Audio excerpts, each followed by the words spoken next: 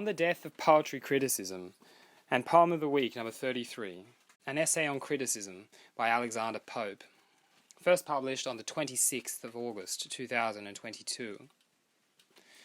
Should I have any regular reader on this website, and apart from a few personal acquaintances, I doubt whether there are any, he or she might have been able to divine my dubious attitude to the current state of poetry.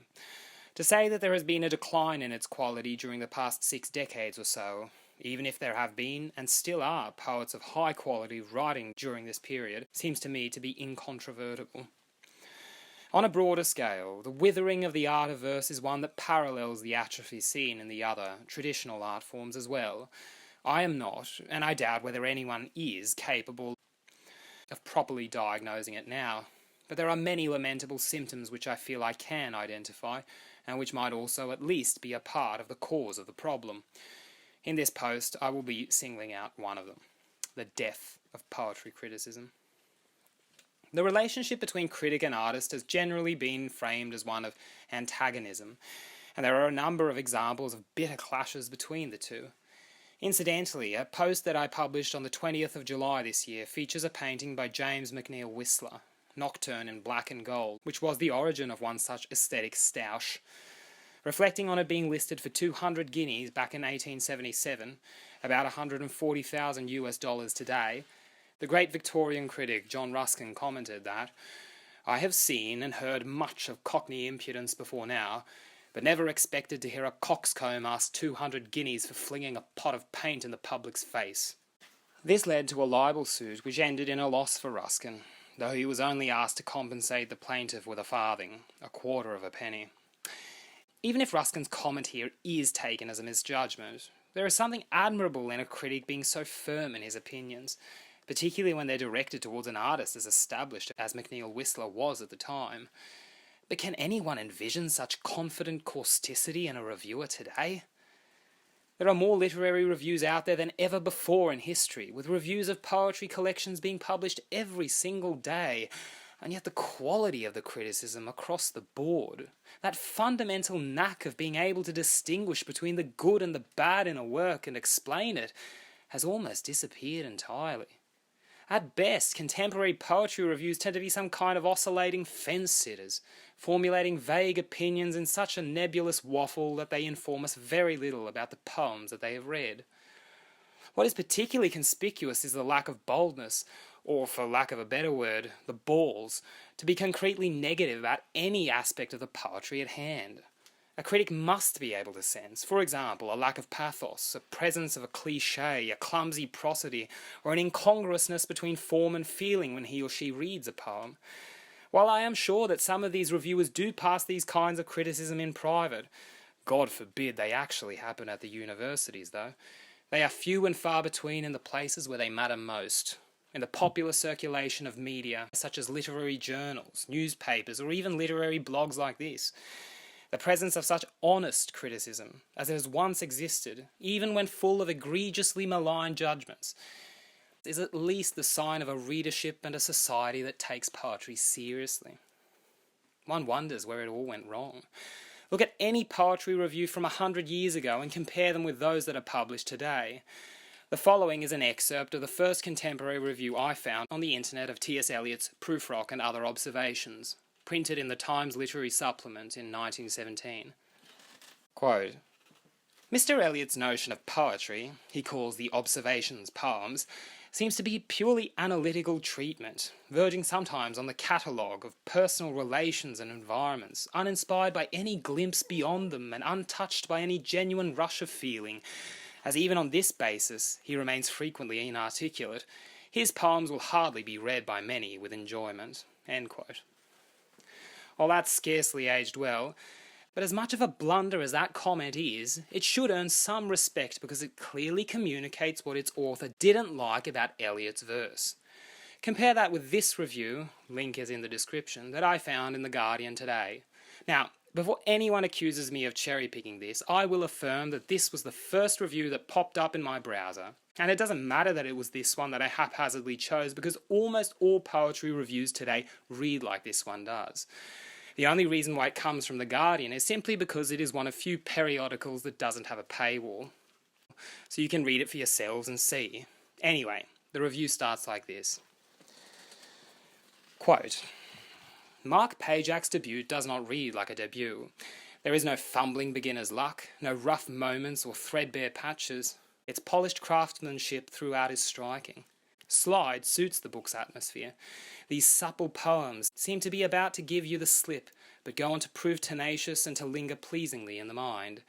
Pajak is a Liverpudlian poet, and his defining quality is the composure with which he encourages his readers into a false sense of security. He is a safe pair of hands, writing about unsafe things. End quote. There's a whole lot to look at here. With the phrase, there is no fumbling beginner's luck, in the first sentence, the reviewer is actually suggesting that good poetry can be written by accident. Does she really believe that? If so, what does it look like then? Then there comes a contradiction between the first and second sentences.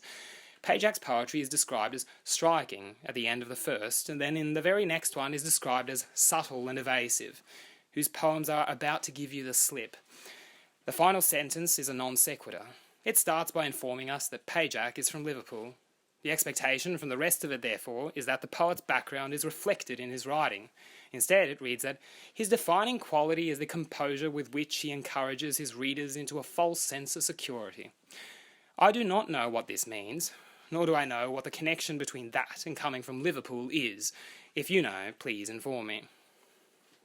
So besides being bad writing, this is bad criticism, not because it is a misjudgment, but because it doesn't say anything of worth about the poems that have been read. Can anybody reasonably say that the author has enlightened us about Pajak's work?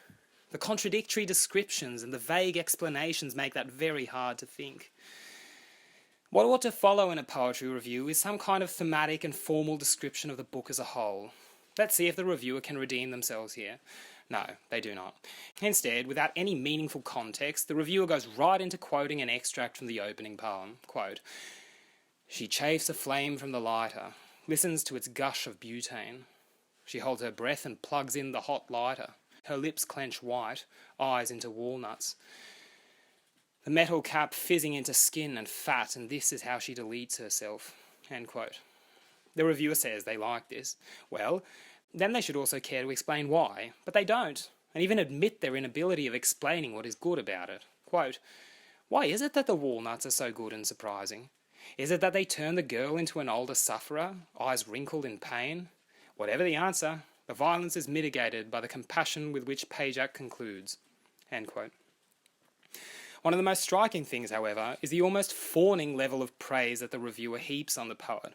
There is not a single negative comment here, and while it might be possible that there is not a single bad thing about Pajak's verse, I cannot imagine that this is on such a level of literary greatness. Rather, the reticence in being critical is just the standard thoroughfare of contemporary poetry reviews. Just look at some of the examples of vague laudation from the rest of the text. Quote, His elegant, unflinchingly controlled imagination, or he uses his lyric gift to deliver endings that make unifying sense, or this conceit, gently underworked, comes off perfectly. End quote. Does this convince you? Does this really make you feel like running to the closest bookshop to buy Pajak's work?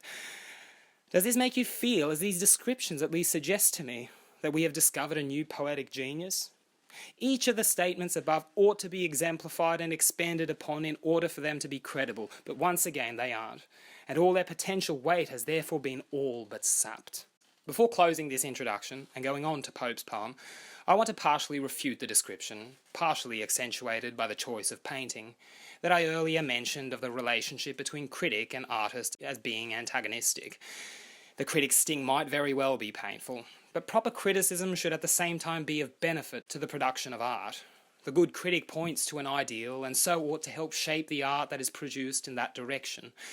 Sometimes I like to think of the critic as a bit of a gardener, who disturbs and occasionally hurts his plants when weeding their beds and pruning their branches, but in doing so also provokes better yields. Unfortunately, the one responsible for the tending of the magnificent garden that is English poetry has seemingly stopped showing up for the job, and has let the garden run to seed. It is certainly not just possessed by things rank and gross in nature, but it is becoming hard for its visitors to distinguish the fruits from the weeds. Alexander Pope's An Essay on Criticism. The introductory text to this poem that you have just read above became significantly longer than I first thought.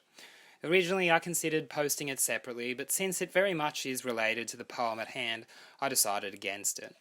In the text above I have perhaps been a bit vague as to what good criticism is supposed to look like. I will accept that critique, but will let Alexander Pope do the answering of it, since I don't think that there is any summary of the critic's method that is as succinctly laid out as it is in Pope's Essay on Criticism.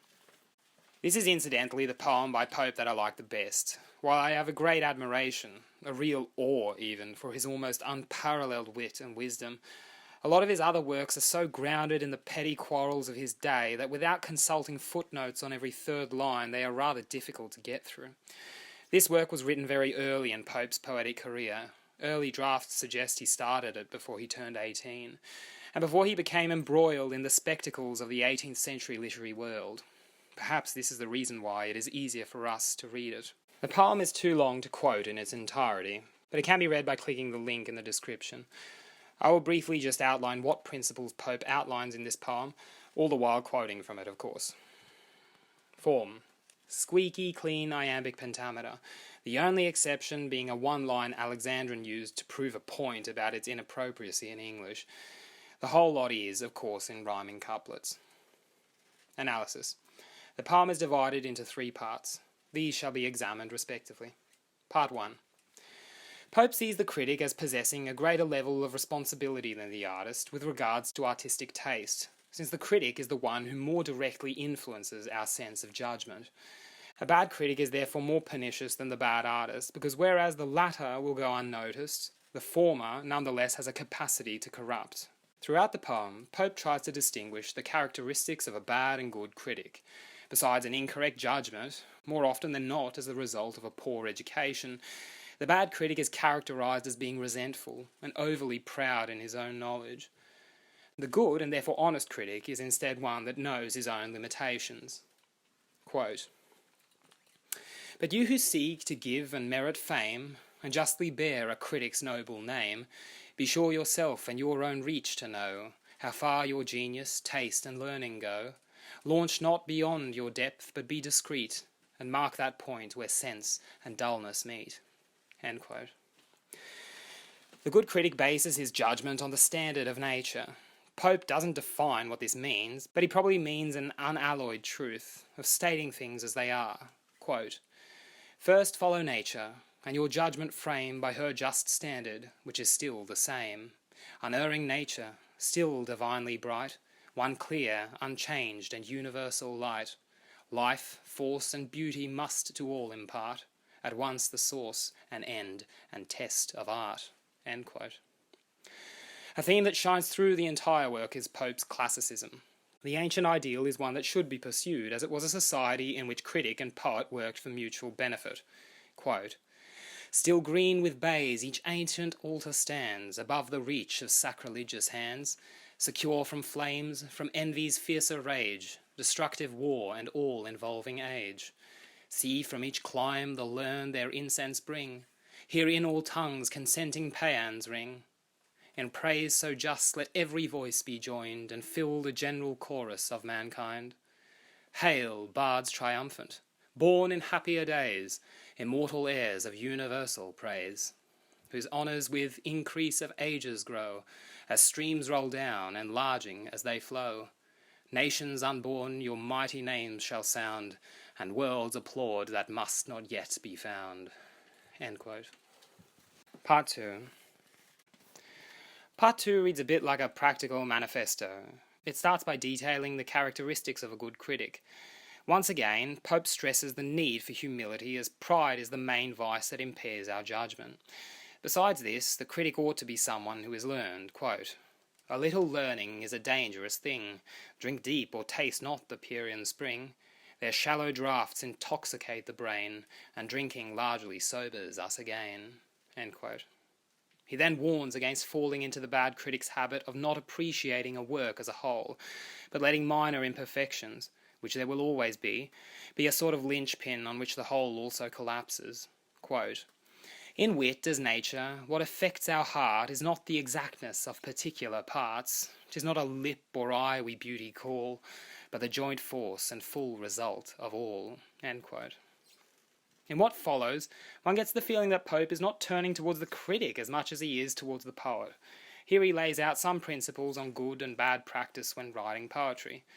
The first thing that he takes aim at is pretension, a lofty eloquence, devoid of feeling. Quote, "False eloquence, like the prismatic glass, its gaudy colours spreads on every place.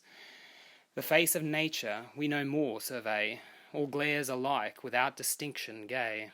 But true expression, like the unchanging sun, clears and improves whate'er it shines upon." End quote. Then Pope goes into the technicalities of metre, prosody, and rhyme. The poet should avoid cliched rhymes and any lines of verse that are longer than a pentameter. Quote, "While they ring round the same unwearied chimes, with sure returns of still expected rhymes, where'er you find the cooling western breeze, in the next line it whispers through the trees. If crystal streams with pleasing murmurs creep, the reader's threatened, not in vain, with sleep. Then at the last and only couplet, fraught with some unmeaning thing they call a thought, a needless Alexandrine ends the song, that like a wounded snake drags its slow length along." End quote. Besides this, the form and sound of the verse should capture the nature of the imagery that they contain. Quote, "Soft is the strain when zephyr gently blows, and the smooth stream in smoother numbers flows. But when loud surges lash the sounding shore, the hoarse rough verse should like the torrent roar. When Ajax strives some rock's vast weight to throw, the line too labours, and the words move slow." End quote. After laying forth these criteria on poetry, he once again turns to the critic. He lambasts judgment that is partial to a certain school, and cautions qualifying a work based on anything outside the work itself, such as the individual who created it. Quote, "Some ne'er advance a judgment of their own, but catch the spreading notion of the town. They reason and conclude by precedent, and own stale nonsense, which they ne'er invent. Some judge of authors' names, not works, and then, nor praise nor blame the writings, but the men." End quote. Pope explains that bad critics will always exist, and this explains why all great artists have also been subjected to critical attacks in their lifetime. If nothing else, Pope suggests that it's because of envy. Quote, "Nay, should great Homer lift his awful head, Zoilus again would start up from the dead. Envy will merit as its shade pursue, but like a shadow proves the substance true." End quote. And then we return to the theme of the supremacy of the ancients. He even suggests that in comparison, the best of his contemporaries' poetry will not survive much beyond their lifetimes. Quote, "No longer now that golden age appears, when patriarch wits survived 1,000 years. Now length of fame our second life is lost, and bare 60 is all even that can boast. Our sons their fathers' failing language see, and such as Chaucer is shall Dryden be." End quote. He ends part 2 by returning to the old principle. A good critic should be humble, and not be too harsh with artistic shortcomings, since these will innocuously pass by. One of the main things that he admonishes the critic from stooping to is vulgarity, and in this alone does he give them license to be ruthless in their task. Quote, "These monsters, critics, with your darts engage, here point your thunder and exhaust your rage. Yet shun their fault who, scandalously nice, will needs mistake an author into vice. All seems infected that the infected spy, as all looks yellow to the jaundiced eye." End quote. Part 3. We follow on directly from Part 2. Pope has portrayed the ideal critic now, and it is this kind of critic that existed in ancient times.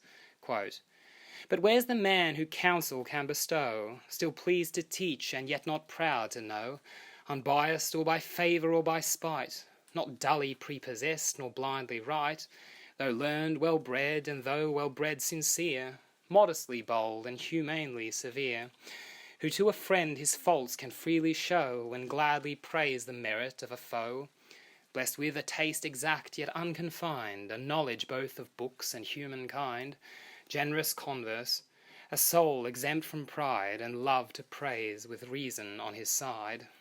Such once were critics, such the happy few Athens and Rome in better ages knew." End quote. Examples of such critics are Horace, Longinus, Quintilian, and Aristotle, the Stagirite. Although we might never live up to the greatness of the ancients, the poem ends on a somewhat optimistic note, however, indicating that the spirit that gave impetus to the learning and the artistic sense of the ancient world is rising from its ashes and spreading itself north of the Mediterranean. Pope, however, does not treat the British Isles particularly well in this, charging them, with some small exceptions, with still being particularly hostile to the ideals of the ancient world. Quote, "But soon by impious arms from Latium chased, their ancient bounds the banished muses passed. Thence arts o'er all the northern world advance, but critic learning flourished most in France. The rules a nation born to serve obeys, and Boileau still in right of Horace sways. But we, brave Britons, foreign laws despised, and kept unconquered and uncivilized, fierce for the liberties of wit and bold, we still defy the Romans as of old."